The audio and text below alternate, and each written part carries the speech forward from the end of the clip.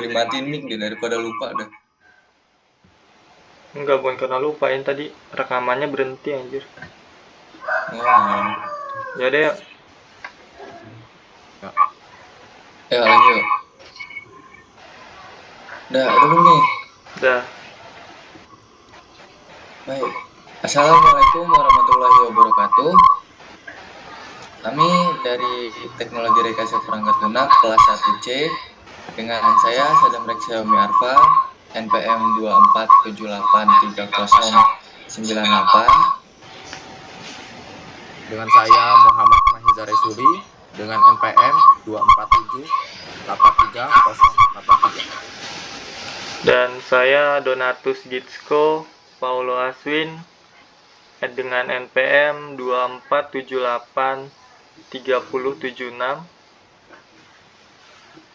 Di sini kami ingin mempresentasikan materi menganalisis urgensi integrasi nasional sebagai salah satu parameter persatuan dan kesatuan bangsa. Integrasi nasional. Istilah integrasi nasional dalam bahasa Inggrisnya adalah national integration. Integration berarti kesempurnaan atau keseluruhan. Integrasi dapat diartikan sebagai pembauran hingga menjadi kesatuan yang utuh atau bulat. Nation artinya bangsa sebagai bentuk persekutuan bagi orang-orang yang berbeda latar belakangnya, berada dalam suatu wilayah dan di bawah satu kekuasaan politik. Perkembangan sejarah integrasi di Indonesia. Menurut Suroyo, model integrasi Imperium Majapahit, struktur kemaharajaan berstruktur konsentris. Konsentris kedua adalah wilayah di luar Jawa yang merupakan kerajaan-kerajaan otonom. Model integrasi nasional Indonesia merupakan proses berintegrasinya bangsa Indonesia sejak bernegara merdeka tahun 1945. Indonesia yang mengalami proses pendidikan sebagai dampak dari politik etis pemerintah kolonial Belanda dengan mendirikan organisasi-organisasi pergerakan. Adanya ancaman dari luar dapat menciptakan integrasi masyarakat. Masyarakat akan bersatu meskipun berbeda suku, agama, dan ras ketika menghadapi musuh bersama. Contoh, ketika penjajah Belanda ingin kembali ke Indonesia, masyarakat Indonesia bersatu padu melawannya. Gaya politik para pemimpin bangsa dapat menyatukan atau mengintegrasikan masyarakat bangsa tersebut. Pemimpin yang karismatik, dicintai rakyatnya, dan memiliki jasa-jasa besar umumnya mampu menyatukan bangsanya yang sebelumnya tercerai-berai. Misal Nelson Mandela dari Afrika Selatan. Pentingnya integrasi nasional. Tujuan negara hanya akan dapat dicapai apabila terdapat suatu pemerintah yang mampu menggerakkan dan mengarahkan seluruh potensi masyarakat agar mau bersatu dan bekerja bersama. Kemampuan tersebut tidak hanya dapat dijalankan melalui kewenangan menggunakan kekuatan fisik yang sah, tapi juga persetujuan dan dukungan rakyatnya terhadap pemerintah itu. Integrasi versus disintegrasi. Jika integrasi berarti menyatukan, keterpaduan antara elemen yang ada. Disintegrasi dapat dikatakan menjadi ketidakpaduan, keterpecahan di antara unsur. Bisa adalah memudarnya kesatupaduan antar golongan dan kelompok yang ada dalam suatu bangsa yang bersangkutan. Tantangan integrasi nasional di Indonesia. Pertama, keanekaragaman suku, agama, dan budaya. Kedua, ketimpangan sosial ekonomi. Ketiga, kesetaraan pembangunan. Keempat, ancaman dari dalam dan luar negeri. Kelima, geografi yang kompleks. Keenam, etnosentrisme. Ketujuh, kurangnya kesadaran nasional. Kelapan, konflik SARA. Dan kesembilan, separatis dan kedaerahan. Peran pemerintah. Pertama, kebijakan pemerintah yang mengedepankan nilai-nilai Pancasila dan Bhinneka Tunggal Ika. Kedua, kebijakan otonom.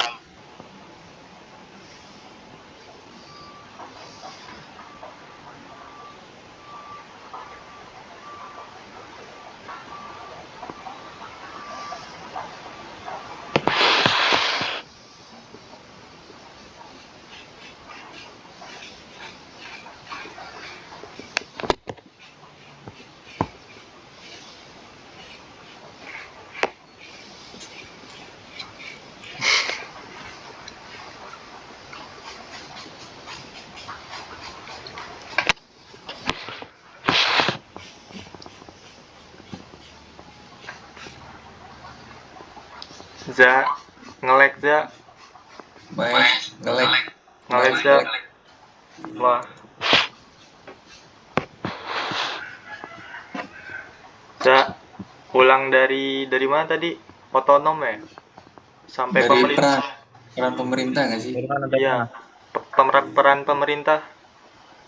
Oh, ya.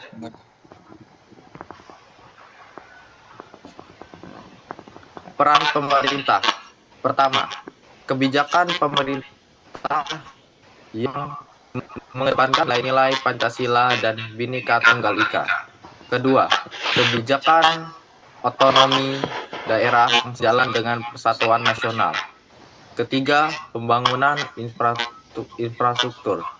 Keempat, pengentasan kemiskinan. Kelima, pemberian penghargaan terhadap kemajemukan. Keenam, pemberian kemerataan pembangunan bagi rakyat.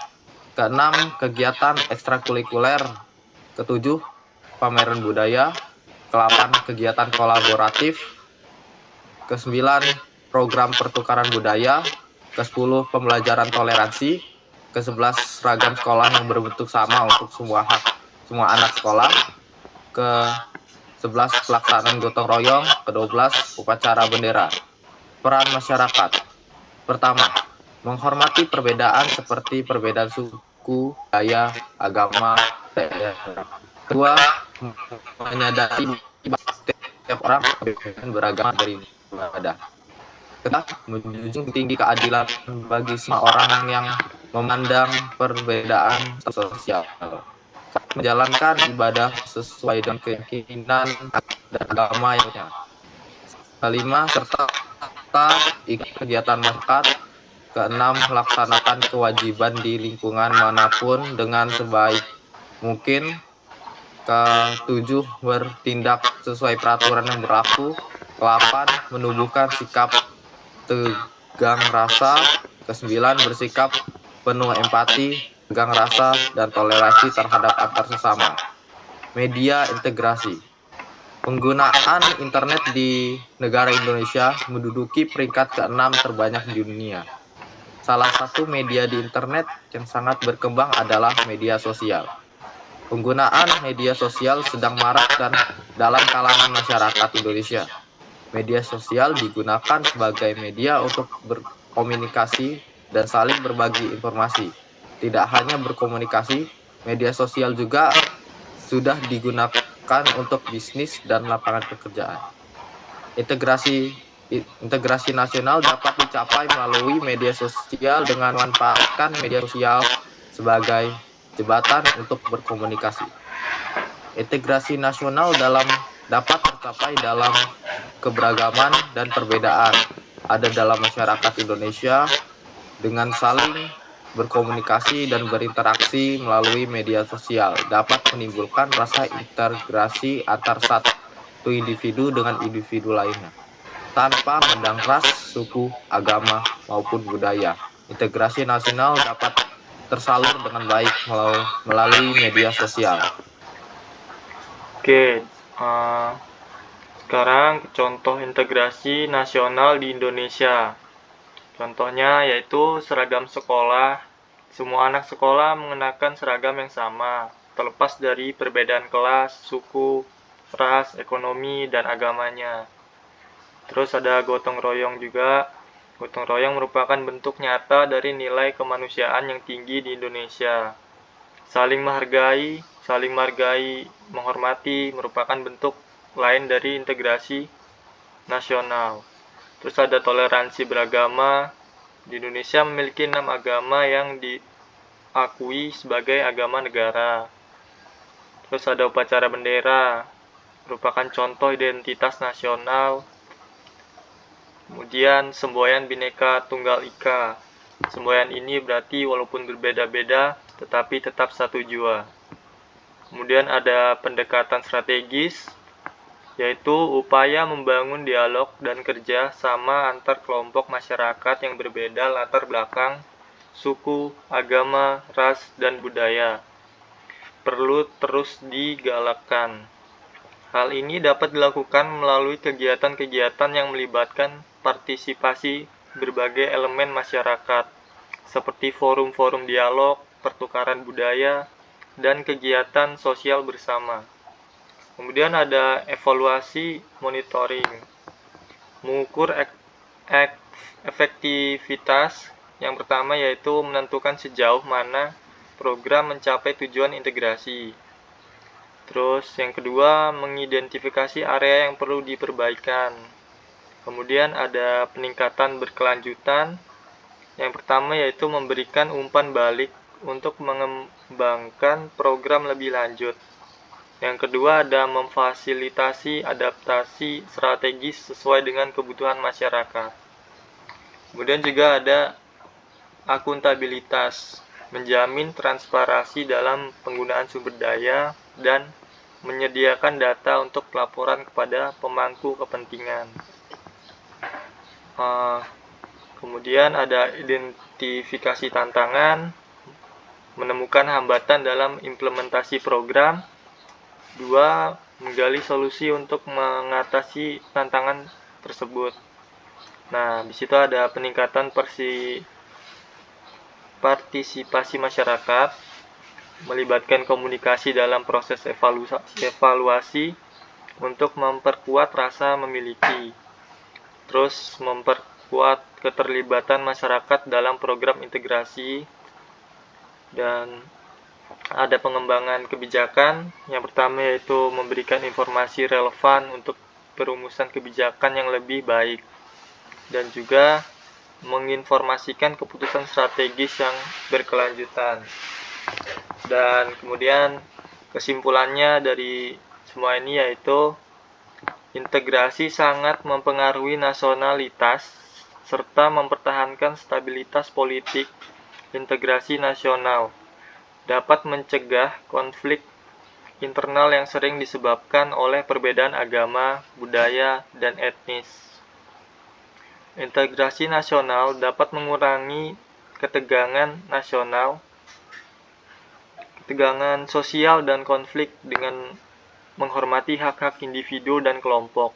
Integrasi nasional dapat menciptakan kondisi yang lebih baik untuk pertumbuhan ekonomi. Dan juga integrasi nasional dapat membantu membangun identitas nasional yang kuat, menjaga kesatuan, persatuan, dan kedaulatan negara. Integrasi nasional penting untuk menjaga kesatuan, persatuan, dan kedaulatan negara Indonesia, menciptakan sistem yang adil di mana setiap individu, tanpa memandang latar belakang, memiliki akses yang sama terhadap sumber daya dan peluang, menghargai dan merayakan perbedaan budaya, agama, bahasa, dan sebagai kekuatan, bukan penghalang mengembangkan kurikulum yang mencakup perspektif berbagai kelompok untuk menumbuhkan toleransi dan saling pengertian. Kemudian mendorong keterlibatan aktif masyarakat dalam proses pengambilan keputusan, memastikan suara semua pihak didengar dan membangun kemitraan antara berbagai kelompok untuk menciptakan solusi bersama terhadap isu sosial dan ekonomi.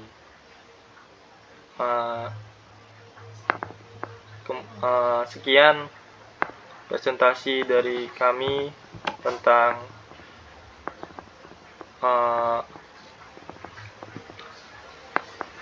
menganalisis urgensi integrasi nasional sebagai salah satu parameter persatuan dan kesatuan bangsa.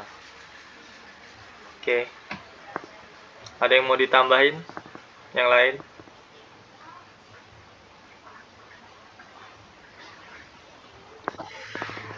Udah sih seperti itu aja. Oke. Kalau gitu sekian presentasi dari kami. See you. Terima kasih. Terima kasih. Oke.